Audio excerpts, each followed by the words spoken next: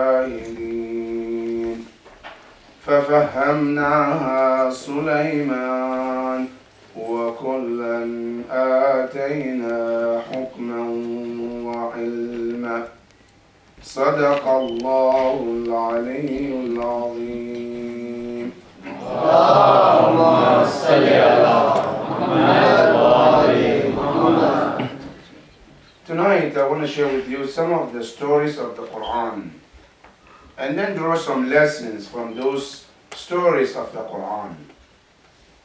One of those many stories of the Quran is the story of Prophet Musa alayhi salam, and one of them is also Dawood alayhi salam and Sulaiman alayhi salam. These two prophets, which is Dawood alayhi salam and Sulaiman, his father and the son. Dawood is the father and Sulaiman is the son. These two prophets, they came after Musa. Musa came and died. After Musa, then Prophet Dawood alayhi salam came. And here is the story about the Quran, the ayah that we just read. That after Musa alayhi salam, Bani Israel, they failed to hold their book properly. And inshallah you can relate to us today. After their prophet, they lost their book. After our prophet, we lost our book. We are not acting upon the book the way we should. So what happened? The enemies took over. The enemies for Bani Israel, they took the control. The same thing with us too. When the Prophet ﷺ was there, Muslims were there. The superpowers. Now who are the victims of the world today? The Muslims. What happened? Because we left the book after our Prophet. Now, so after they lost the book, for so many years, Bani Israel, they were asking their prophet, which is called Prophet Ishmael or Samuel. They were asking him to find them a leader who can lead them to go and fight so they can get their book back. Because what happened is some of the historians, they said that the enemies of Bani Israel took their book. And some narration said, because here's the thing, Musa alayhi salam, because of the Pharaoh and the punishment they went through, he took them from Egypt to Palestine. Now when they went to Palestine, after a while, Palestinians also didn't like them. They wanted to kick them out of Palestine. So they started to think, why do we have to suffer here? We have a country called Egypt. Why don't we go back and go and take our land? And that is when they started pressuring the prophet Samuel or Ishmael to appoint a leader among them who can take them and lead them to go and fight the enemy and get their book back. Then Allah appointed one leader that Allah knew that he is the best for them. And it's called Taloot. Taloot came, and amazing, Taloot was living in different country where Prophet Ishmael and Bani Israel were in different country. So when Bani Israel, they asked Prophet Ishmael to appoint the leader, they were thinking that the leader will be among them. They want the leader among them, among the Bani Israel. But Allah wants the leader outside Bani Israel, somebody else. So what happened? Allah wanted Taloot to be the leader.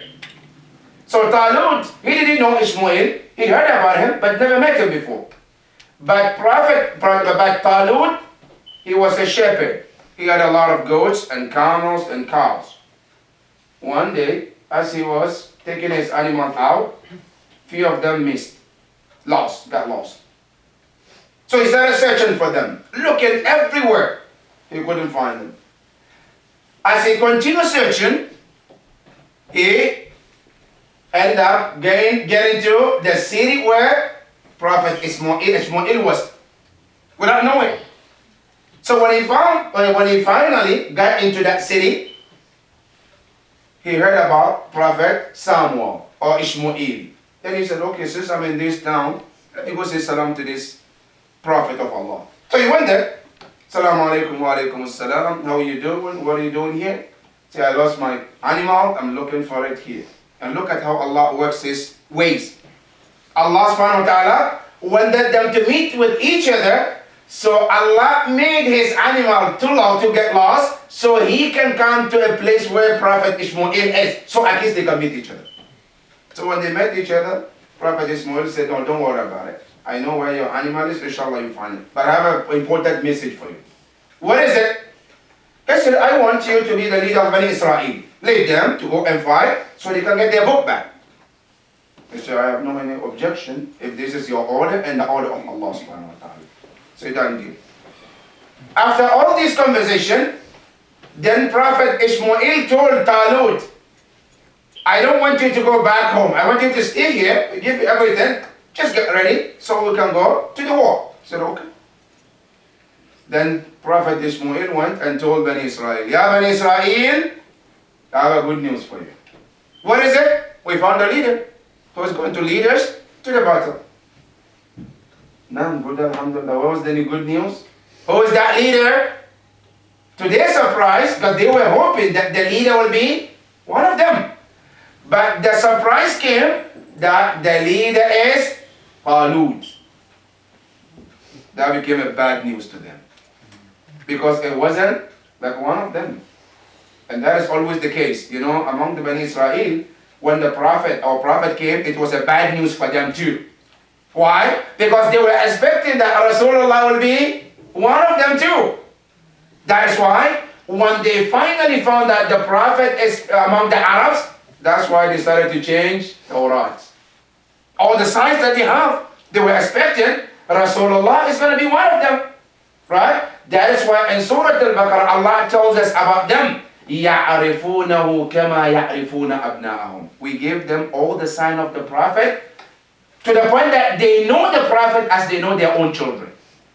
That when the prophet came, because he was not among them, they rejected him. So they rejected Taloot. They said, "No, we don't want him." Why? They said, "How can he become a leader for us, Bani Israel, when we are the ones who deserve to be the leaders?" Why? I said, one, we have the first objection is that he doesn't have money. Now, you know the thinking, right? Now, it's the thinking of today too. If somebody is wealthy, mashallah, his respect is different. A poor person, mu'min, we put him aside. Right? Now, he was poor, but he was not a rich. He was not a rich. So what they said, one of our objection is he wasn't rich. وَلَمْ يُؤْتَ سَعْةً مِّنَ الْمَالِ. That's their excuse. Then Allah told Ishmael, here's the reason why we chose him. It's not about money. You see, when you look at his body, the way he was created, he was very strong, tall, who can lead you to the fight. And some history, when you read the history, when you look at the way they were describing Taloot, it looks like Abul Fadl al-Abbas.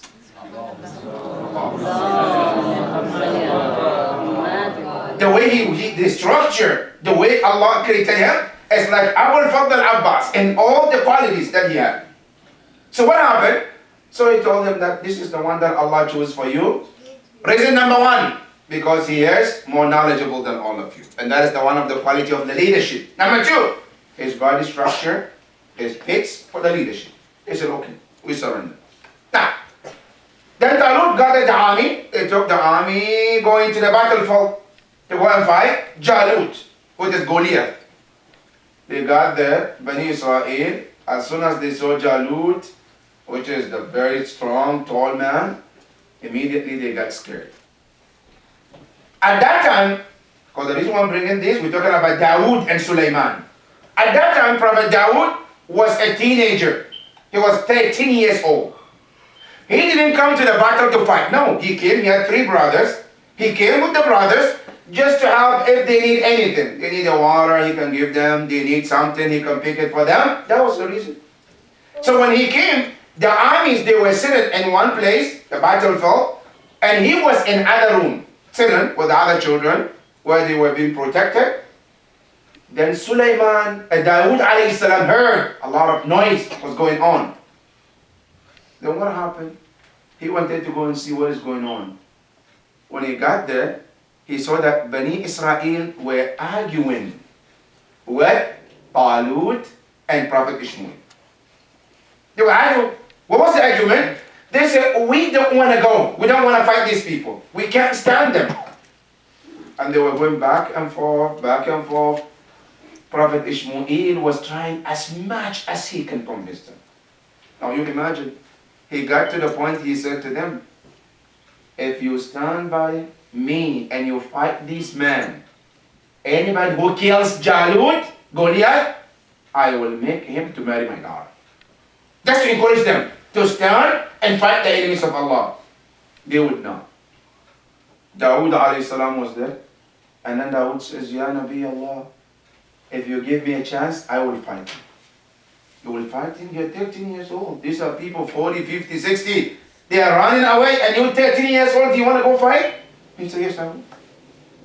Are you serious? Serious. Then Ishmael asked him, do you have any experience in the battlefield? Have you ever fought before? He said, no. But I can tell you one thing. He said, I ever wrestled a lion and killed a lion. Because Nabi Allah Dawood, his father was a shepherd too. So he had a lot of animals. So he was the one who takes them to grazing. So he said there were some times that when the tigers and lions attacked my animals, I stood and fought them and killed them. So I have some experience. So give me that chance. Go. Shmuel said, no problem. I'll give you that chance. Go ahead. Allahu Akbar. See, when they say the history repeat itself, it's the same thing like the battle of Ahzab. When nobody will go, but Imam Ali was a young man. Imam Ali was the young man. All the people were there, but nobody is willing to come forward. So Ishmael said to Dawood, I will let you go. He got him ready. He said, go ahead. Inshallah, Allah will be with you. But before Dawood left, he said to the people, I said, remember one thing I want to tell you. And the Quran mentioned too. كم من فئة قليلة غلبت فئة كثيرة بإذن الله. Keep in mind that there have been numerous of times where the minority were able to become victorious upon the majority because of their reliance on Allah subhanahu wa ta'ala. That was his message. So then he went, fought, Allahu Akbar. One shot, he was able to kill Jalut, Goliath. So what happened? Then the people who Jalut was leading, they became scared. And what happened? They all left running. And Quran says, فَهَزَمُوهُمْ. By killing one man, they were defeated and they ran away. They left. And who became victorious? Taloot, Ishmael, and Prophet Dawood alayhi salam. From that day, Dawood alayhi salam became star. Called a superstar, right? Because he was able to do miracles. A young man killing a giant man like Jalut. So that was unusual. So he became famous from that day. Now, when the Prophet Ishmael died, then they made Taloot to become the successor. Now, when Taloot died, then they chose whom?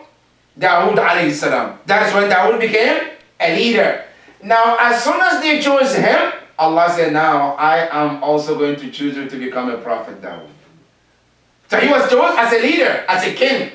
Right after Taloot, then Allah added him to become a prophet too. So he became a prophet and the king at the same time. Now, up to here, that is a summary about the life of Dawood. Now Dawood became a king. Dawood started ruling. One day, the ayah we just read, that's where the ayah started. One day, Dawood was sitting in his house. Then there were two people came. They have a dispute, fight. What happened? One of them was a farmer. One of them was a shepherd. Now what happened? Quran says, وَدَاوُودَ وَسُلَيْمَانَ إِذْ يَحْكُمَانِ فِي الْحَقِّ. They were fighting because there were some problems. What was the problem? They said, the farmer, he had a farm that he was working so hard for months. And the farm is already, mashallah, at the end. So, the shepherd, at night, he didn't lock up his animals. So what did he do? He left them loose. The cows and camels. So as they were going around, he found, mashallah, there is a farm here, free. Like buffet. So what happened? Mashallah, is all you can eat. Nobody is there to say no. All you can eat. So what happened? The buffet started. They started eating all night. Till the morning, the farmer came. Allahu Akbar. Half of his farm is gone. Allahu Akbar. What am I going to do? Who is the owner? He found the farmer. He said, the shepherd. I said, oh shepherd, look at what your animals have done to my farm. So I want justice. Let's go to Sulaiman, Dawood alayhi salam. So he took him to Dawood. He got to Dawood alayhi salam. Dawood alayhi salam was sitting, and he was sitting on his chair as a king. Sulaiman was his son. Sulaiman was sitting next to his father. Because anytime Dawood is to rule, Sulaiman comes to sit and listen. He's just an audience, just listening. Now Dawood alayhi salam, these people walk in and they told him, Ya Nabi Allah, these two of us are fighting because this man left his animal loose. They walk in my farm, they ate everything. So I want justice. What are we going to do? Sulaiman alayhi salam was sitting, listening, didn't say anything. Then what happened? Dawood alayhi salam said, okay, my ruling between the two of you is, since you the shepherd, you didn't control your animals, you let them loose, and they came to his farm and they ate everything. My ruling is, we're gonna take all your animals, give to the farmer, and that's it. You lose everything. You understand? So yes. Okay. Judgment done.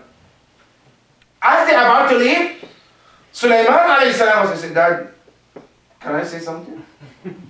Sulaiman, with the respect, can I say something? Say yes. What do you want to say, Dad, son? I said, Dad, I have a different opinion. Allahu Akbar. Now this is a lesson for dads, right? And parents too. If you make a decision and your son says, can I interrupt a minute? What will you do? Especially if you're ma'asum in the Prophet. Now Nabi Allah Dawood, he said, yes, go ahead. What do you want to say? My son. Then Dawood alayhi salam gave his son a chance. He said, I have a different opinion than your ruling. What is it? He said, to my opinion is, it shouldn't be the way you said. It should be the other way around. What is it? He said, my thinking is, the farmer should take the animals, as you say.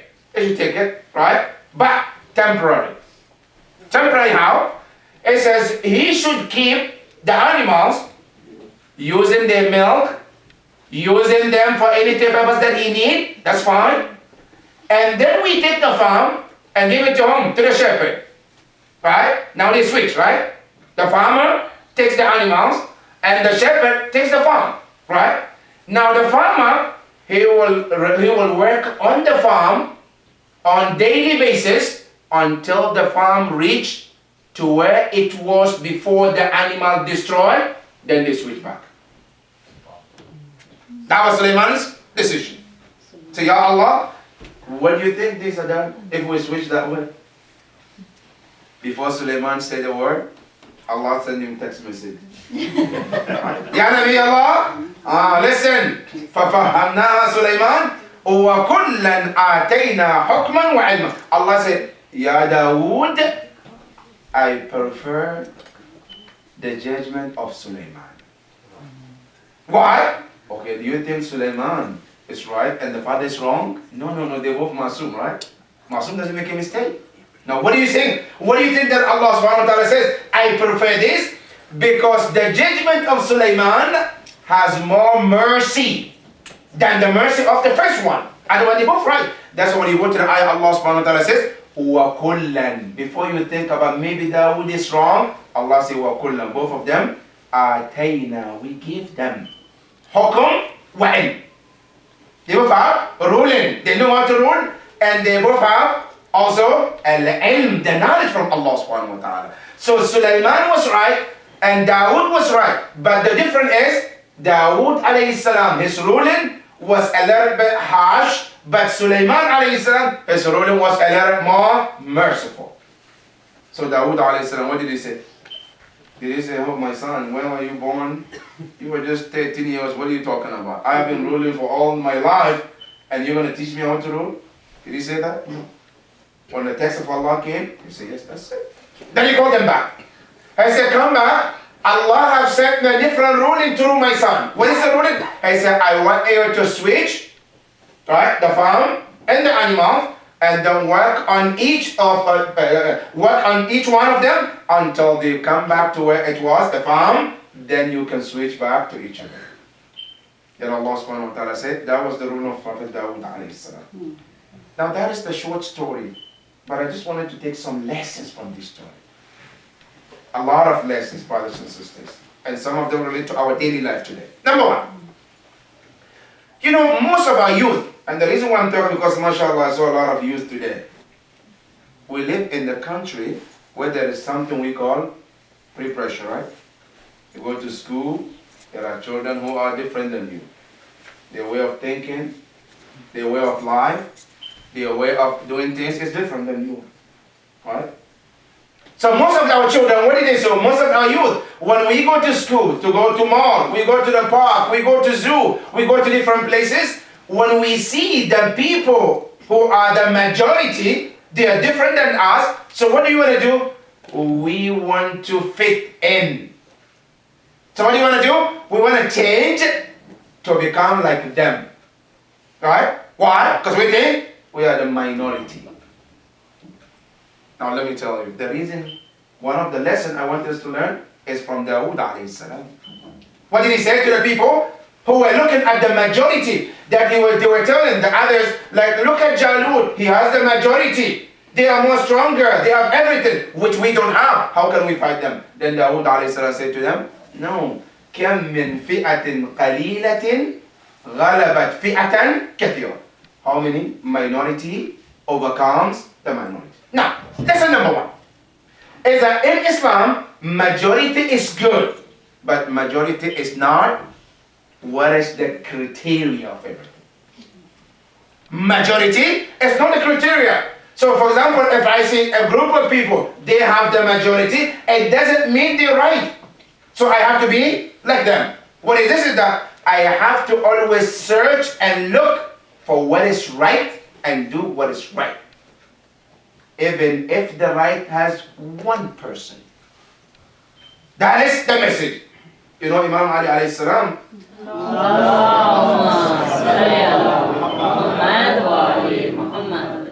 Abu Zar al-Ghafari was asking the Prophet in front of Imam Ali one day. He said, Ya Rasulullah, ma tariqu ba'dak? Ya Rasulullah, we know someday you're going to leave us. But how can we find the truth and know where the truth is or where to be? Then the Prophet said, Ya Abu Dhar, at-tariqu ba'di Ali. The path after me is look at Ali. Then he said to the Prophet said to him, Ya Abu Dhar, if a time comes that you saw the entire world are taking one route, and Ali by himself took another route, he said, go with Ali. Allahu Akbar. He said, don't go with the majority because they are many, so I have to go with them. No. He said, search for the truth and be with the truth, whatever it might be. That's the lesson number one. Number two, always don't say that because we are minority, we have to try to fit in and be like them. No. If somebody is doing something wrong, wrong is wrong, even if the entire world is doing that wrong. Learn to stand for what is right, regardless of if you are alone. And remember, even if you're alone, you're never alone. You know why? Because you have Allah with you. And whoever has Allah has everything. If you have Allah, remember that you have everything. So don't feel that when I go to school and I dress different. For example, sisters, I wear hijab. My classmate, I'm the only one who wears hijab in the class. All of them, they don't wear hijab. So what should I do? Should I take my hijab off? Because most of them don't wear hijab? No. What should I do? Take my hijab. I go there, I see some of them, the way they dress is un-Islamic. So should I dress like them? No. Brothers, I go to school, I see some of them smoke. Because that's what they do, that's their culture. So should I start smoking because they do too? No. Why? Because I am a Muslim and I have a principles. Not only that, I go to a group of people, I see them, they have some style of life which Islam does not allow. I have to go back or step back and not to do what they're doing just because they are the majority.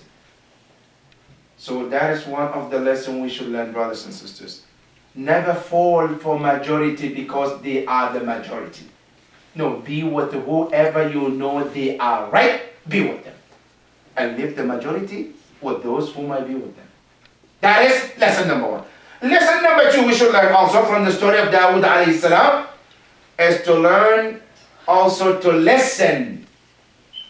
Alright, as a fathers, to listen to our children too. You know, sometimes we as a parents, we don't give our children the chance to talk to us for you. Unfortunately, that is one of the bad things. Because maybe, for example, most of us, I was born and raised in Africa. My dad, I cannot even talk to him, right? So I have that package with me. I come here, I say, my son, no, there have to be like a big curtain between us and our sons, our children. There's nothing called conversation between me and my son. I don't sit with them to listen what is going on in his mind. I don't sit with my son to listen what is his opinion. Now Quran tells you, you and I, we can be a father, but Allah can give you a child more than he gave you. Sulaiman was a son, because he was a prophet, but Allah gave him what? A wisdom, which the father, Allah asked him to surrender and submit and listen to his son.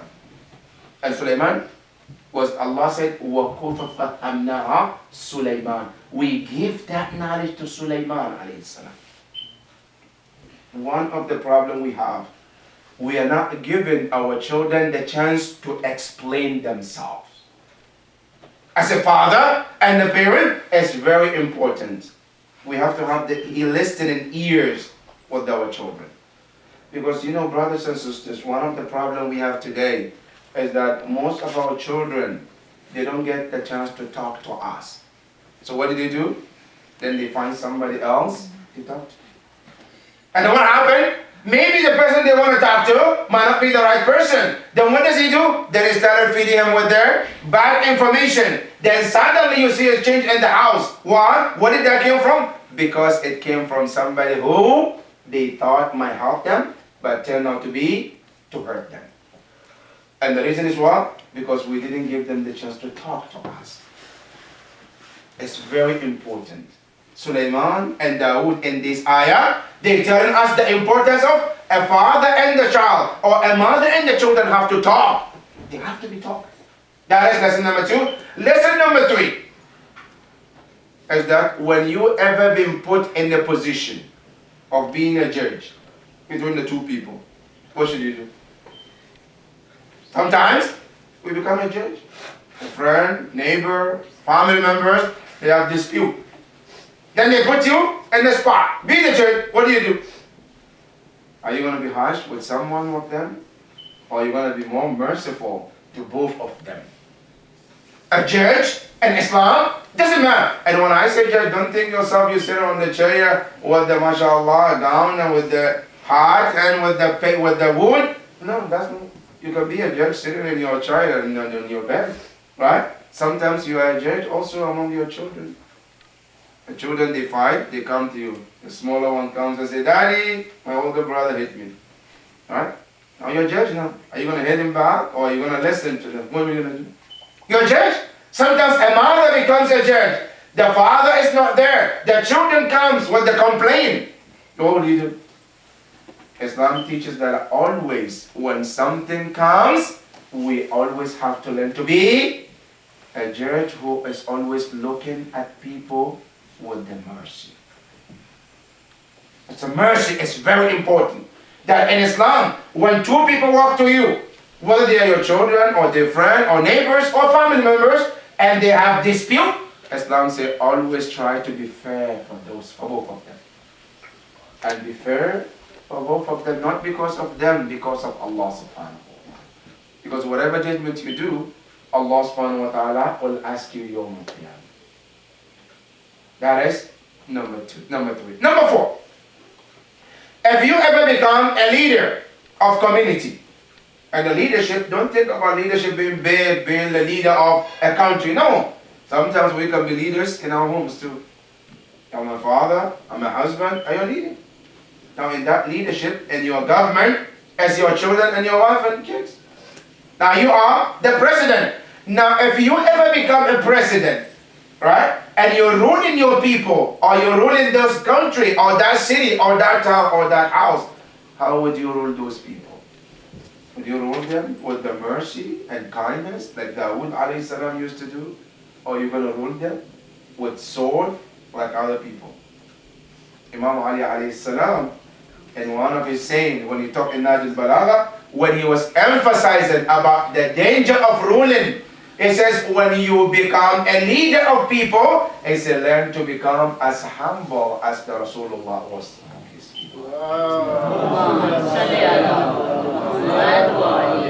It's very important to be humble, a leader. Rasulullah, Imam Ali, when he described him in Najl Balagha, there's a chapter where Imam Ali is talking about the Prophet. When he describes him, he says, كَانَ رَسُولُ اللَّهِ فِينَا كَأَحَدِنَا. Rasulullah among us is like one of us. When you walk in and the Prophet is with us, you cannot tell who is Prophet, who is the companion. That's how humble the Prophet was. As a leader in this, with his people, he was that humble. A lot of time people walk in, they come to say they want to see the Prophet. The Prophet is sitting there, but they cannot locate the Prophet. Because if he's like, when you look at them, he's like one of them. That is how a leader is supposed to be. That is the example we're supposed to set for our people and our community. And the same thing in our families. We as a family, we have to learn how to be one and treat each other what? The respect. May Allah subhanahu wa ta'ala help us to do so, Ya Rabbal Alameen. Ya Allah, we ask you. We know that we have preparations, especially our brothers and sisters. Ya Allah, help us to overcome those difficulties, Ya Rabbal Alameen. Ya Allah, we ask you, our brothers and sisters who are sick, give them the fastest recovery, Ya Allah. Our marhumin who are passed, Ya Allah, be pleased with all of them, Ya Rabbal Alameen. All marhumin and marhumat, rahimallahu man qara'a al-Fatihata ma'a as-salawat. Allahumma salli ala Muhammad wa ali Muhammad.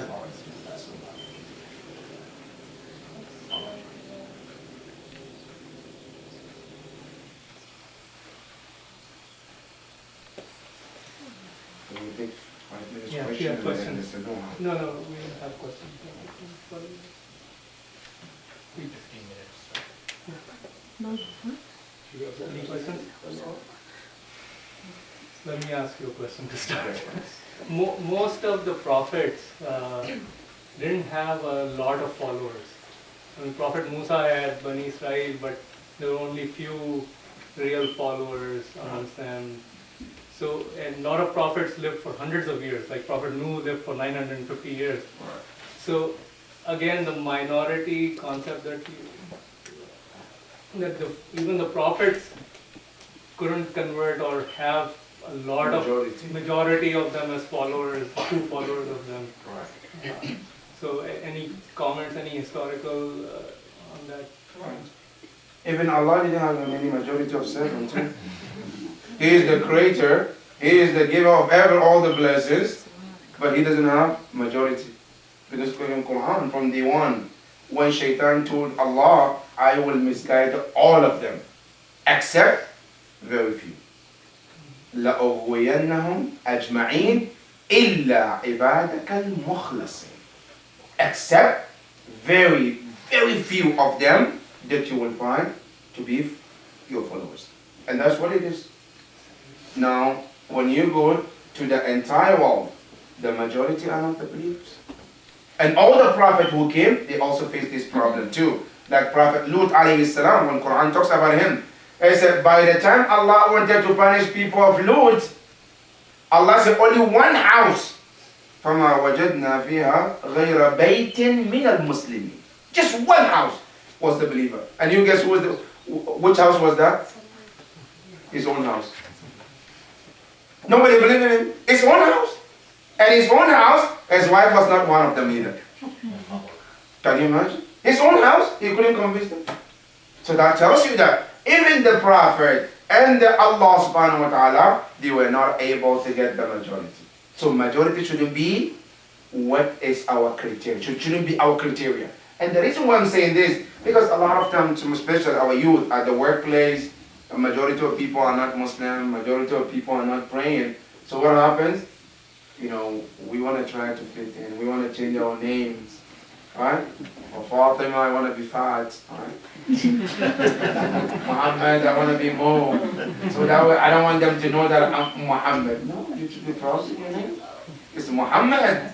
Be proud of them. Just because they are not what you are, doesn't mean that you don't want anything. No. As a matter of fact, you have to feel you worth everything.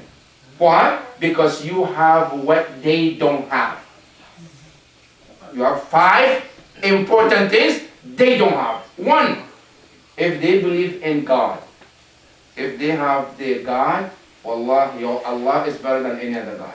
True or false? If they bring their God, they bring their idol, they bring anything they want to bring, and you bring Allah, can they compete with our Allah? Of course not. So you have the best God. 2, they say, okay, we have a prophet, a leader. You bring Rasulullah or Ahlul Bayt. Can anybody compete with them? No. Ayatul Mubarak is one of the best examples. Right? Christians, they wanted to come and do Mubarak with Rasulullah. Who won? Them or Islam? Oh, the Islam won.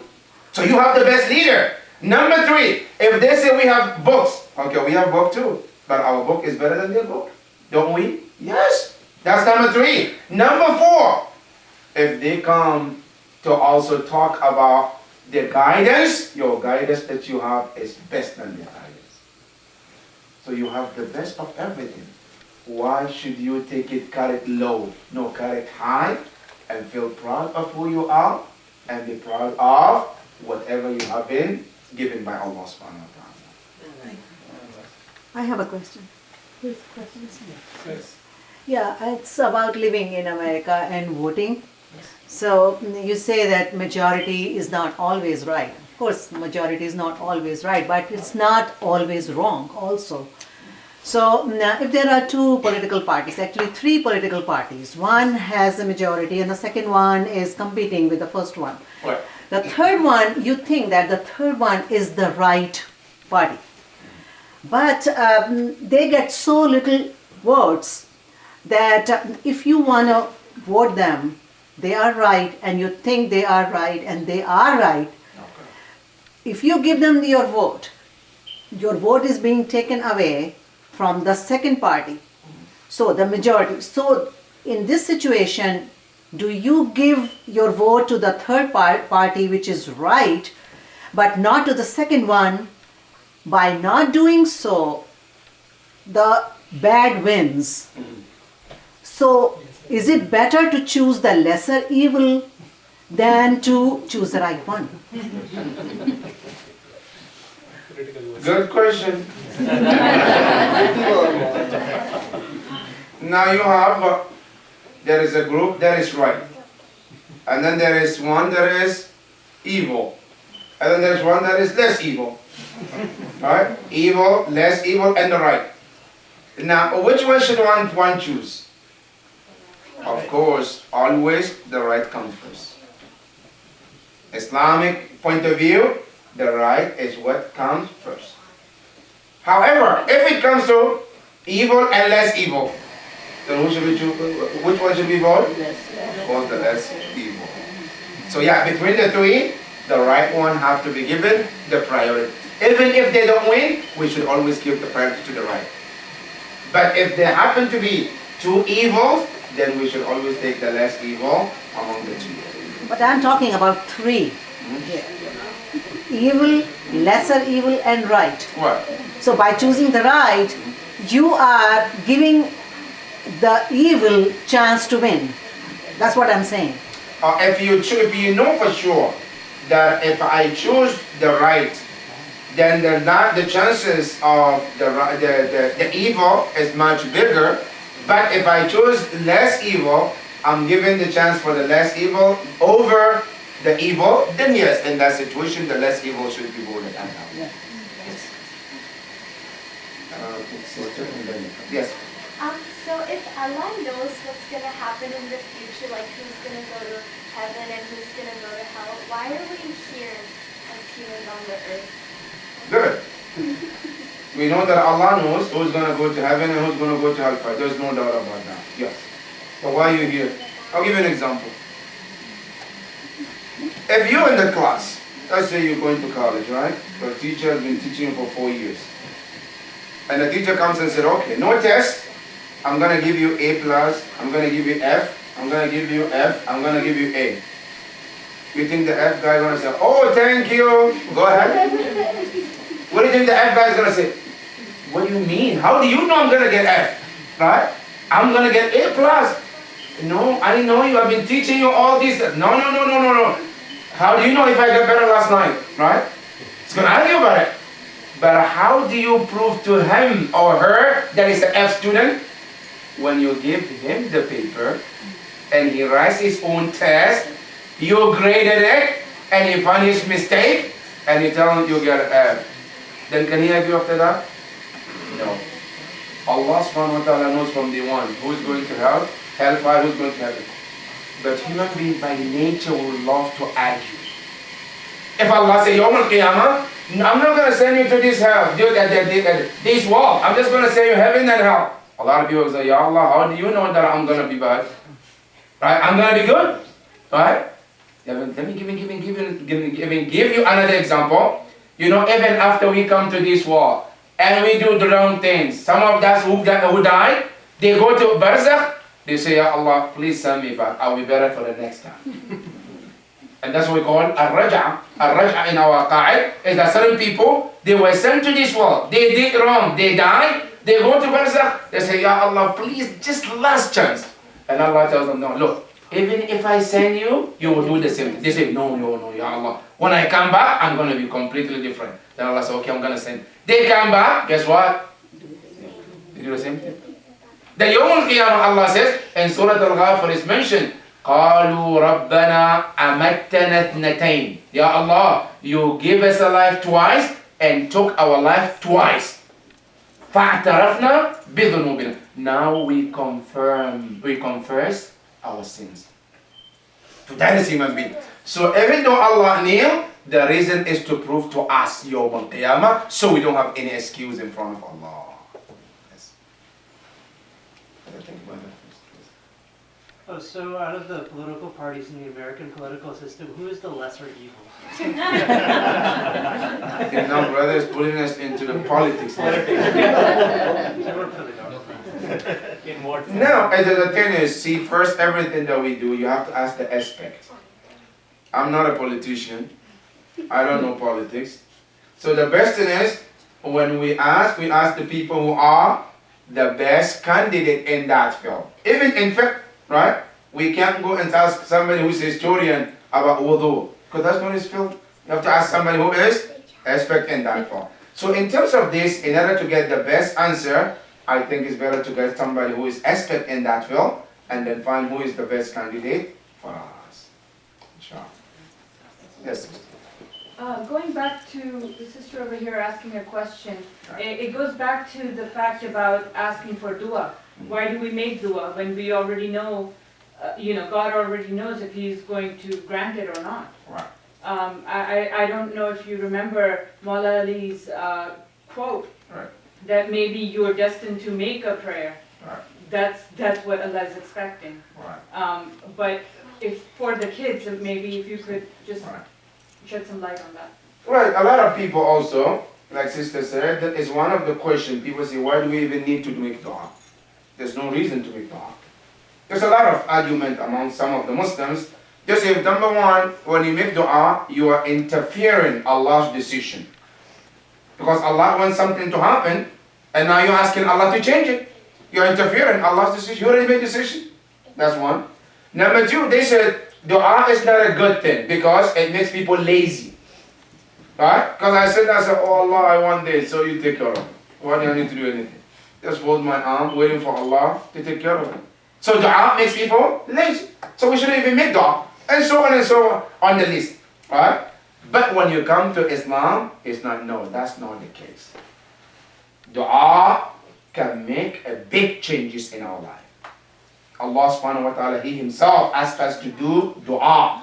And one example in the Quran about how dua can be a way to change things. Allah Himself wants you to ask Him so He can change certain things. Because Allah's decisions are two kinds. It's mentioned in the Quran, يَمْحُ اللَّهُ مَا يَشَاءُ وَيُثْبِتُ. Allah said there are certain things your dua can make me change it. And there are certain things it cannot change. For example, you say, Ya Allah, I want to make dua so that I will never die. Guess what? That dua is not going to change anything. You can make dua, you go to Kaaba, you go to Haram, too bad. You're going to die anyway. That's not going to change anything. Right? But there are certain things Allah wants to happen, your dua can change it. Example, like Prophet Yunus alayhi salam, when he was swallowed by the whale, Allah stated that we wanted him to stay there till the day of judgment. But when you call the 911, Ya Allah, Allah sent what? The fire service. Right? Who are those? The angels. They're working, mashallah, 24 hours. They came to his aid and they changed it. And Allah told him, Ya Yunus, if not because of that call, which is dua, we would have made you stay there till the day of judgment. So dua can make a big change.